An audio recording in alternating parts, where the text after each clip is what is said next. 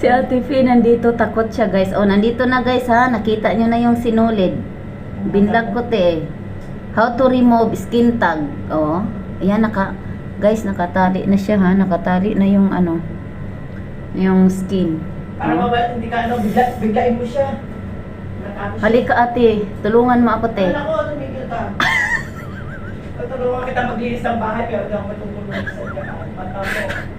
Pero hindi mo maaasahan. Ate, halika, tumingin ba't umalis ka? Hindi ako maalis pero yung tingnan. Ayaw yung tingnan, loko to si Ate Fee. Kaya nga inano ko nandito ka. Teo, wala na. Tanggal mo na? Wala pa. Tumatrago. Ready guys, ganito lang guys mag-remove ng ano, tali nyo lang dyan ha, tali nyo lang yung sinulid. Tapos